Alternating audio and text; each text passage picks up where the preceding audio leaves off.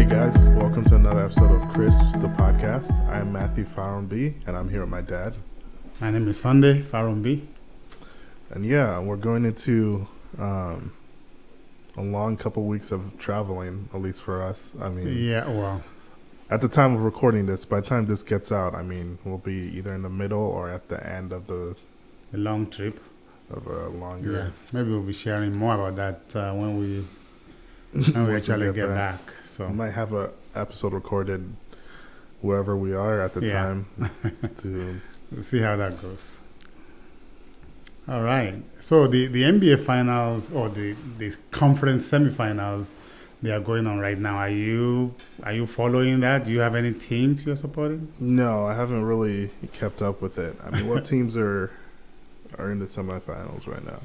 Well, usually I don't follow the NBA, but when it gets to playoffs, I begin to follow.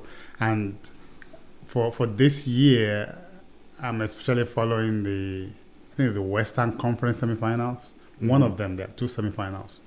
One of them between the Lakers and the Golden State Warriors. So it's LeBron James and Steph Curry. Yeah.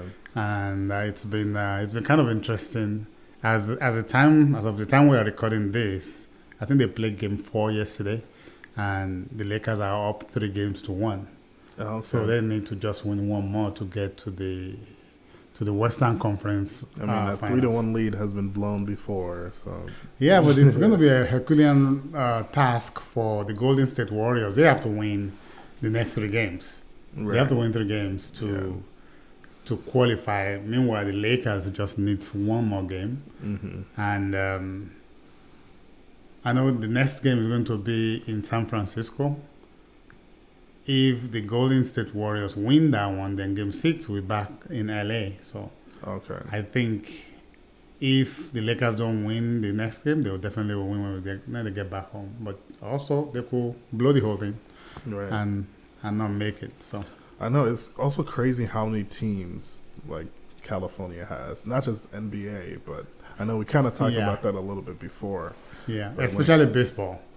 Baseball, I think they have like 5 or 6 teams, I think, for baseball. And even for basketball, you have the Lakers and the Clippers. Yeah. Both in LA. Both in LA. And I think they actually both play in the same place. Okay. From, unless I'm getting that wrong, it looks like both of them play at the Staples Center. I don't know if it's still called the Staples Center. But I think both of them play in there. There's the Clippers, Lakers, and then in the Bay, it's the Golden State. Is there any other one for? I can't think of any. Yeah, I'm not sure. I know the Golden State Warriors moved maybe a couple of years ago. Mm-hmm. They used to be in Oakland. Yeah. Then they moved across the Bay to San Francisco. Oh, well, that's like, what, 30 minutes, 45 minutes? Yeah, kind of, just across the Golden State Bridge. But I think the funny thing, actually, since we are talking about sports, is that a lot of sports teams, they seem to be leaving Oakland. Huh. They seem to be leaving... yeah, was it the Athletics that left, or who was it that... Well, the Athletics, the A's, they are... I think I'm hearing rumors that they want to move to Vegas. Oh, okay. The Raiders, the football team. The football team, the Oakland Raiders is now the Las Vegas Raiders. So, and it looks like the city has really embraced them. And the last I heard, the Oakland A's wants to move, but the Las Vegas Raiders do not want them to come there. I don't know. I don't understand. They don't want competition. I wonder why. Is it that they're just not getting enough support in their city, or what? Or maybe it's just, I don't know. I don't know. But if you look at the football team, the Raiders moved. Mm-hmm. The A's, the baseball team, they are trying to move, and then the Golden State Warriors moved from Oakland also to San Francisco. I think at that time they claimed that most of their fans are in San Francisco anyway. Yeah, I could see that. But I don't know. Maybe they are not. Maybe they don't have a lot of fans showing up at their games or something, or they don't have support. I don't know. Vegas, did they have a professional team before? Who? For football, NFL? Yeah, that's the Oakland Raiders. Yeah, I mean, before that. What do you mean before? You said they moved to Las Vegas. Yeah, they just moved like 2 years ago. Yeah, but I mean before that, did they have? Oh, you mean Las Vegas? Yeah, did they have a professional team? No, Las Vegas did not have. Okay, that's what I thought. So yeah, I think, for a long time, I don't think Vegas. They actually got. I'm not sure. Maybe 5 or 6 years ago. Recently too, they got I don't know what it's called. The hockey team. It's an expansion team. It's a new team. Yeah. That was formed, and I think even their first year, they almost won the Stanley Cup or something. They are doing very well. Maybe the success of I don't know what their name is, the hockey team in Las Vegas. Maybe their success is what spurred the Raiders to move from Oakland there, and now the Oakland A's also want to move. Yeah. So, and at the same time, like you said before, California has so many teams. Even people who live in a city, they can pick and choose which one they want to root for. Yeah, but usually people root for their local in their city. Yeah, their local teams, but it doesn't look like. I don't know what's going on in Oakland, but it doesn't look like Oakland has a lot of the teams in Oakland.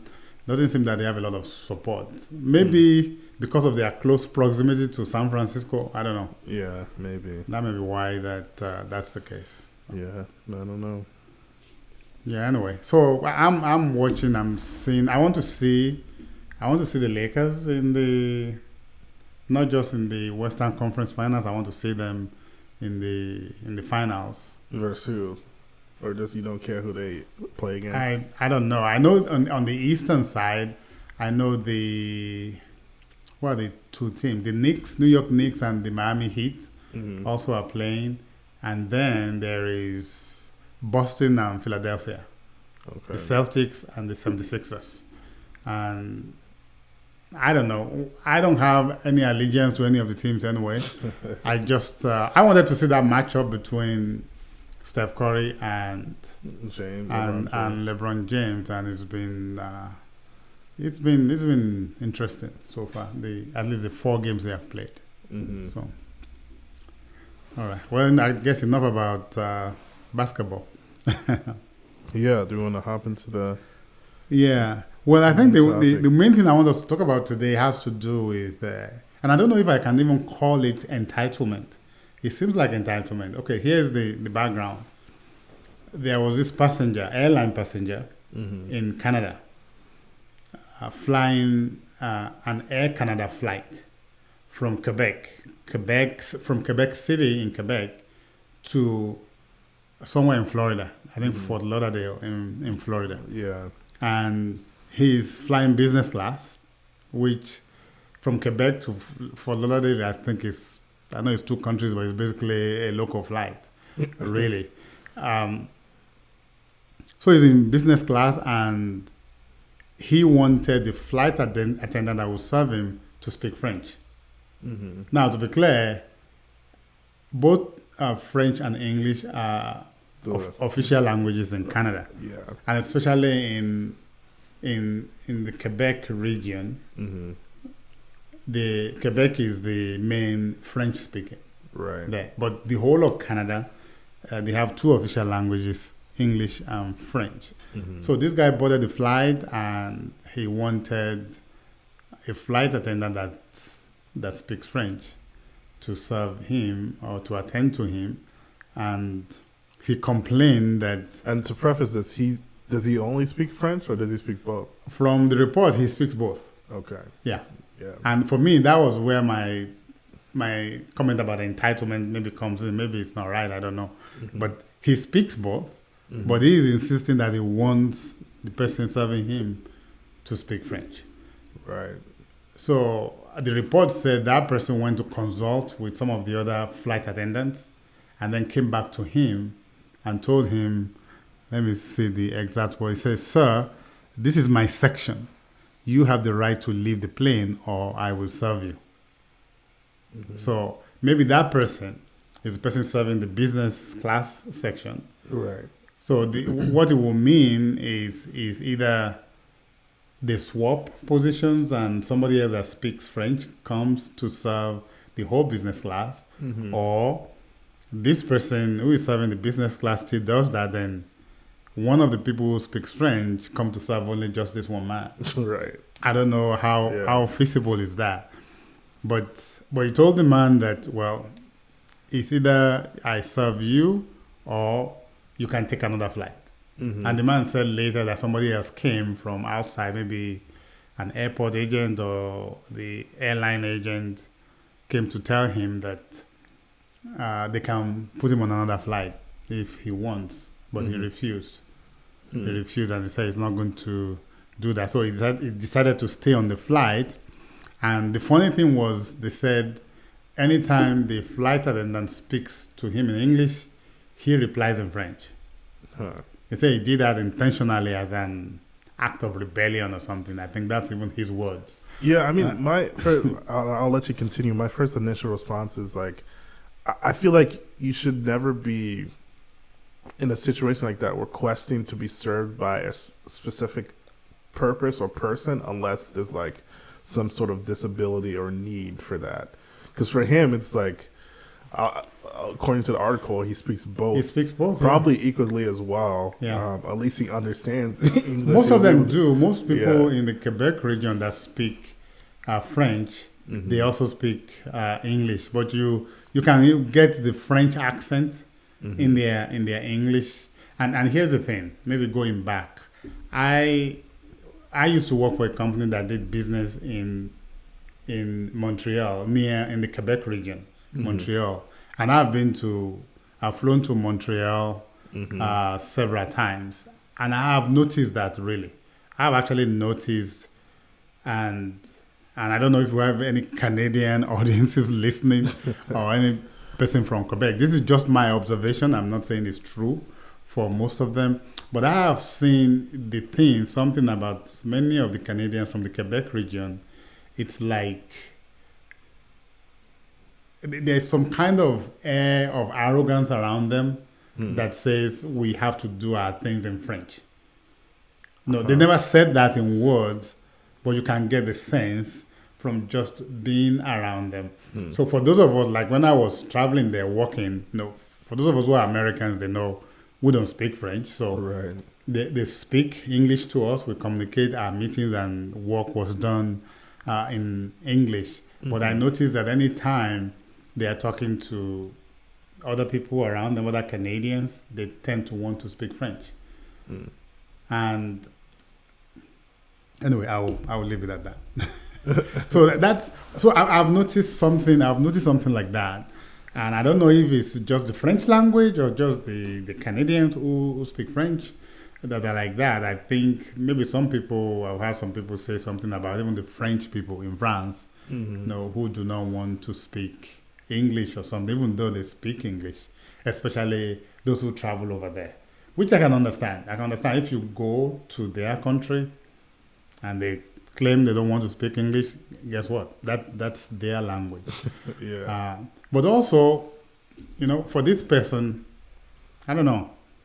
And also the key thing, he's on a flight that's flying from Quebec, but it's flying to Florida. It's flying to Florida, yes. So it's not flying locally anywhere. That's true. That's true. And that may be the reason, and that's another reason why I think maybe the airline have an English-speaking person there. But usually most of them, they are bilingual. Right. They are mostly bilingual. They can speak both French and English.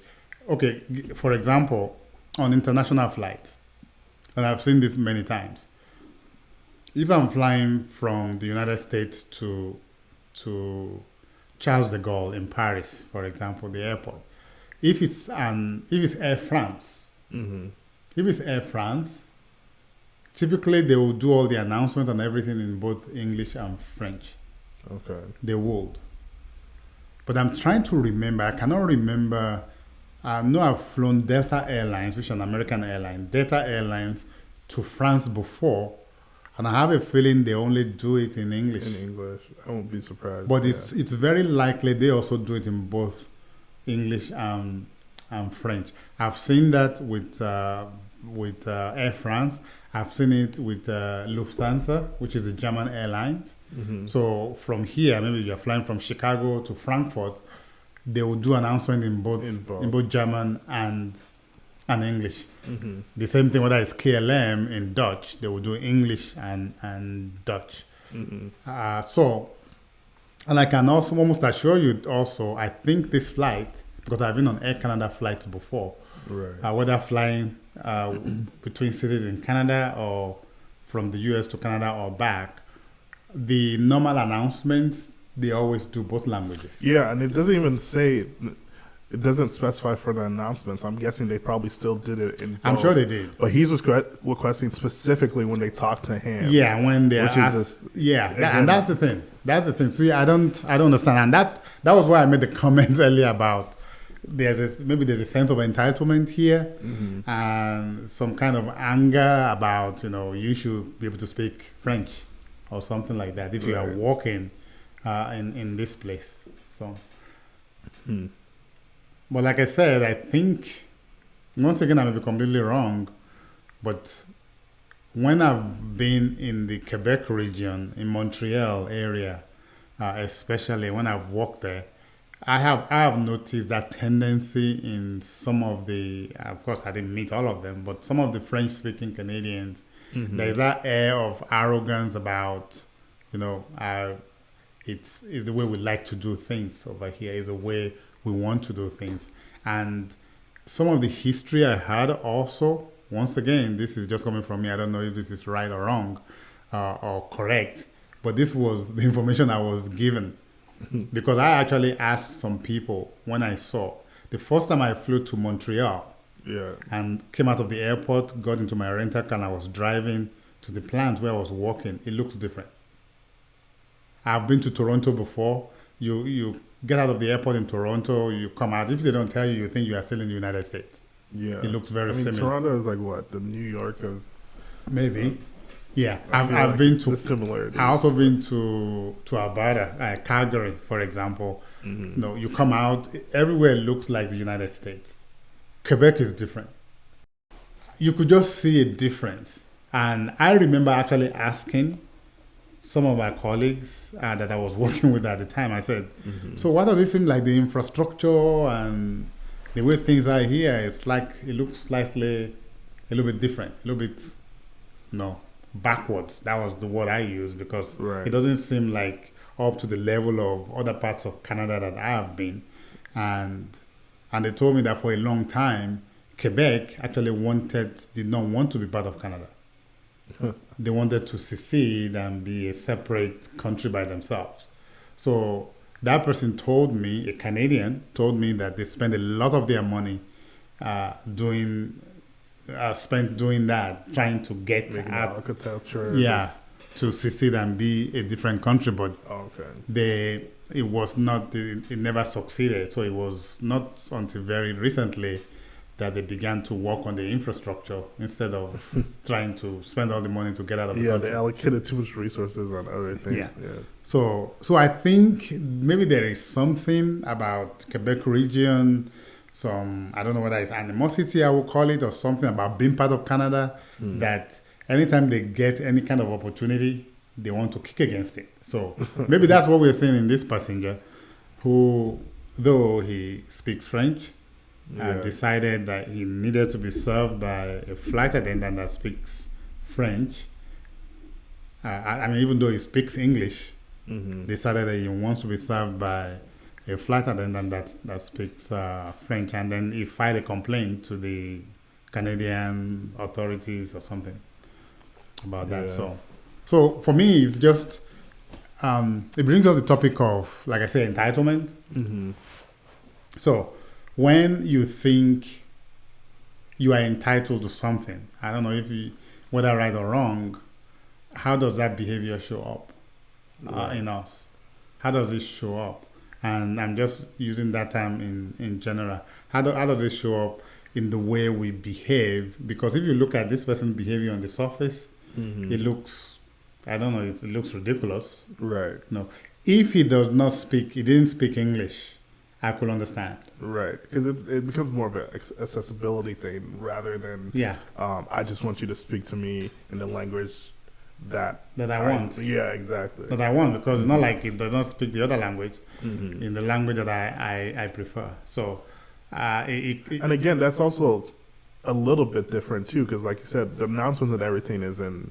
It's most likely they always do on Air Canada. So the interactions with the flight attendants, it's usually what, for drinks or snacks or something. Yeah, so they'll come to you and ask what you want. At the very least, like, I'm not saying they shouldn't speak to him in that language if that's the only one he speaks, but at the very least, you could kind of understand what they're asking. Like, what kind of drink do you want? What snack do you want? So, I don't know. And even for someone who doesn't speak the language at all, I think you get a good understanding. But just from visual cues. But you speak the language. You speak the language. It's not like you don't. Mm-hmm. For me, that's the thing. If you don't speak the language, it's a different thing. You know, I don't know if I probably shared this story with you before. One time, trying to remember what year this was many years ago. It was probably around 2005, 2006 or so when I went to do work in Germany. I was in Germany in Bremerhaven at the port. We were working on a project there in the ship, and I went for lunch and everybody spoke German. And I went to the restaurant, they gave me the menu. I was thinking, in some places at that time, you see menu in English. The menu was in German. I didn't speak German, and I couldn't make out what it was. So, but I was able. I knew, a few words in German. I was able to know. Okay, this one is the section that is seafood. Another one that is chicken or something. Mm-hmm. So, I like seafood. I look for something that sounds like it's fish. I ordered the fish, and when it came, it was cold. It was lunch, so. The first thing, it tasted good. It was very, very well seasoned. It's not sushi. It's not sushi. Well, it wasn't. So I tasted it. Like I said, it tasted good. But it was cold. Mm-hmm. It was cold. It was not even warm or anything like they just cooked it. So I had to find a way to talk to the server. Yeah, the server. I think maybe she called somebody else who spoke some little English. So I was able to ask and said, no, why is this food? And it made me to understand that it's not cooked fish. It's not. That's what I ordered is not fish that is cooked. Okay. I didn't know. That's why it was cold. It was, like I said, it was very seasoned. It actually tasted very well. But for me, the moment I heard that it's not cooked fish, I couldn't eat it anymore. So I just left it. Yeah. I left immediately. I just asked them.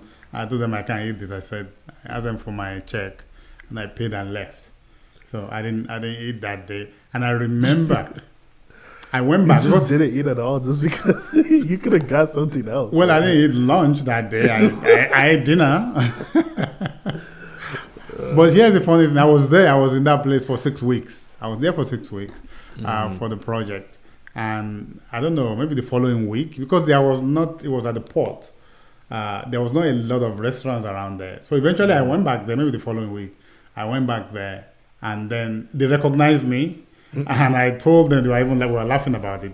I told them, no uncooked fish. So I asked them on the menu, which of these fish items are cooked. Yeah. So they showed me the one that are cooked, and I ordered. So we laughed about it. We made fun of it. But sometimes you see people who behave once again like in an entitled way, like this person who feels they have to serve me the way I want to be served. Right. Even if the other way they could serve you is still okay, it's acceptable, because once again in this case he speaks English. Mm-hmm. If he did not speak English, it's a different thing. Right. So I don't know. So those kind of entitlement behaviors, personally, it rubs me the wrong way, because I'm thinking, what's your problem? What's your problem?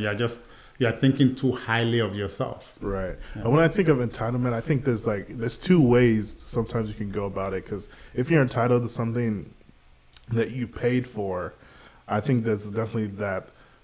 Be polite about it, of course, but you should speak up like, hey, I paid for this. I should receive whatever. Yeah. But in a situation like this where he paid for the flight. He paid for the flight, but the flight, I don't. Maybe the flight says everything has to be in both. I don't know, but it's a situation where even if you feel like you're entitled, you have to kind of look objectively, I guess, in a situation like that and see whether or not that's something that you are really entitled to or not. You want to make an issue out of. Yeah, exactly.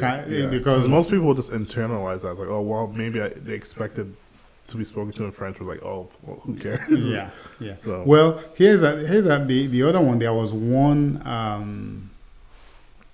in the same report. There was one time they said the same airline, Air Canada, was fined about $15,000 in 2019 by the Canadian authorities because a couple who were also on their flight complained that the some of the signs. Yeah. I don't know whether the signs inside the plane, the signs were only in English. Okay. And it was supposed to be both English and French. So it's also possible for this couple. I don't know if they also did not speak English at all. Mm-hmm. But I'm guessing because once again, having been to the Quebec region, at least most of the people I met are educated. Right. And I know most of them speak English. They speak English. Yes, they prefer French to be their first means of communication. Mm-hmm. But at least when they talk to some of us who spoke only English, they spoke English. And a situation like that makes more sense because everything else is in both. So when you see something that's just in English, you're going to kind of be like, well, shouldn't it be in both? And I guess they were fine probably because the expectation is for it to be both, and it wasn't. Yeah, it is because once again, the I don't know what they call it, the Canadian Official Language Act. Mm-hmm. It gives equal status to both English and French. Right. In Canada, the whole of Canada, mm-hmm. not just in the Quebec region, the whole of Canada. So it is expected, and I will understand that. And I'm sure, like we said, all the announcements in the flight, they were probably in both languages. Mm-hmm. The signs, all the safety signs, all those cards and things they put in the seat pockets, most of them are probably both in English and French also. But once again, I think this guy was just trying to make an issue out of nothing, mm-hmm. as far as I'm concerned. And then going further to speak in French only. To respond in French. To respond only in French. When the flight attendant will ask him something in English, which he understood, mm-hmm. He will respond only in French, and he said it was his own act of rebellion as a matter of principle. So I don't know. Sometimes it's like I forgot the term in English now. When you say you cut off your nose to spite your face or something. No, it is a saying like that. Mm-hmm. It's people who need this service, and this is where once again the entitlement thing comes in my head. People who need a particular service. And then the people who are providing you that service, mm-hmm. you are being nasty to them. How do you expect them to give you the correct level of service or the right level of service? Right. And I don't understand this. It's a typical example that comes to mind is when, let's say your flight is canceled, a normal flight mm-hmm. here in the United States. You go to the airport, your flight is canceled, and you have to get there. Right. And I've seen people get mad, get visibly very angry, and they go to the flight, the agent at the gate, they start yelling at them. Yeah. First of all, if you think about it, it's not the gate agent that canceled the flight. Mm-hmm. It's not. It's the airline, and something happened because the airline wants to make money. Something happened, mm-hmm. probably beyond their control. Maybe the aircraft has a problem or there's delay or something. Right. The only person, even though you are frustrated, the only person that can solve your problem is that gate agent. Mm-hmm. And yet, that's the person you are pouring your anger on. How do you think that person will be willing to help you? Yeah. And that's the thing. That's what I don't understand about when people just lash out mm-hmm. at people who are supposed to be the ones that will eventually help them get to where they're going. And I mean, I don't want to say I get it, but it's one of those things. It's like when there's so much going on, and then you're so angry that you're taking it out on the person is not responsible on the for next it. available person. Yeah, because even when I worked for Toast initially, I did a lot of like customer service stuff. So I would answer calls for if their network was down, or if they were having issues. So sometimes like the end of the issue was like their Wi-Fi is down. So it's like their ISP is their internet service provider, but they'll call in and be like, our restaurant network is down, and they'll just start yelling. And they'll just like, we need all this stuff. We can't send orders to the kitchen. We can't do this, blah, blah, blah. So you're going to tell them that like, we are not your ISP provider. No, yeah. So you have to like walk them through certain steps. Like, hey, check this. And then it's like, is everything else down? Is it just the Toast network? Is it just everything? It's like, no, nothing's working. I can't even like get on the internet on my phone. I'm like, well, I mean, a reasonable person would be like, oh, well, it's probably the internet is down. But in the same situation, when so much is going on that you're just like, all you can see is like the issue, you can kind of be blinded by the anger in certain times. And a lot of times, like, some people will be like, I'm not mad at you, I'm mad at the problem. And they'll say that like yelling. But I'm like, well, I'm the person you're dealing with. Yeah, they are venting. Yeah, but you can just be sometimes in the moment. You can be blinded by situations. No, emotional intelligence, we call it the impulse control. When the limbic system, the part of the brain that is generating the emotions, senses you are frustrated with this is the emotion we are feeling, then it also suggests a behavior to respond. And people with low impulse control tend to latch onto that behavior quickly and act it out. Right. They act out the frustration.